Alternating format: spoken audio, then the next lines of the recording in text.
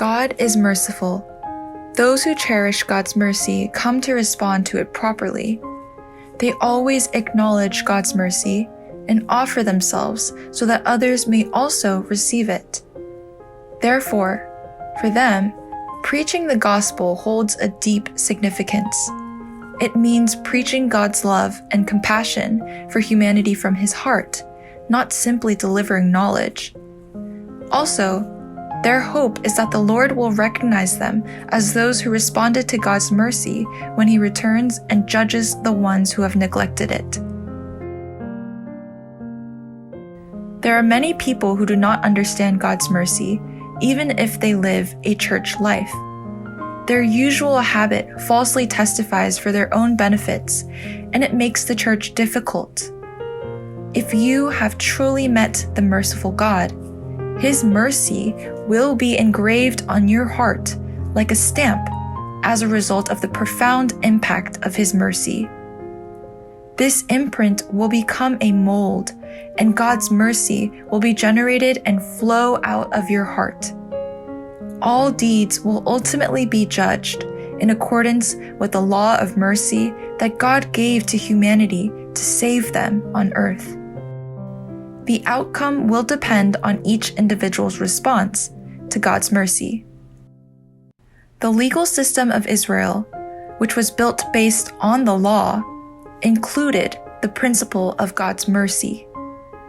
Under the system, even criminals sentenced to death could experience the mercy of God, who has compassion for human beings. Especially the legal system with the intention to save people was so great that it had a significant influence on the world in the future.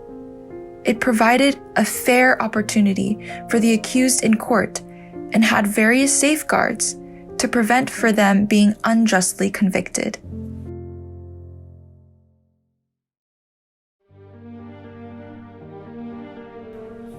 The offense of false testimony was dealt seriously. The defendant's confession could not be used as a proof. The Justice Department could not accuse the accused first, and the presumption of innocence for them was upheld.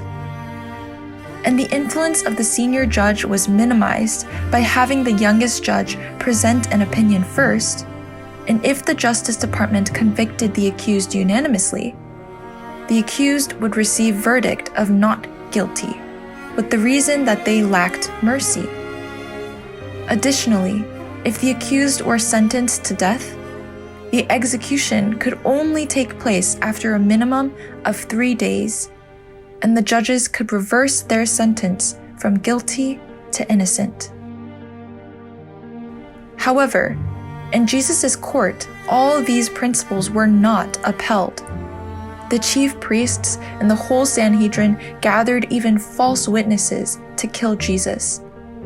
However, they did not find any suspicion against Jesus, so forced high priest asked Jesus directly, "Are you the Messiah, the Son of the Blessed One?" Jesus kept silent until then, but replied, "I am. And you will see the Son of Man sitting at the right hand of the Mighty One and coming on the clouds of heaven." He proclaimed that he is equal to God the Father and the judge who would judge those who distort the law of God's mercy by falsely testifying. Even if the worldly law may be swayed by false evidence and gaining power now, in due time, the law of God's mercy will prevail. Then, those who despise God's mercy and betray His compassion will not be able to avoid His judgment. Therefore, with the right response to God's mercy, let us move forward to God. Let us testify our faith with love and hope so that God's mercy may never leave our church.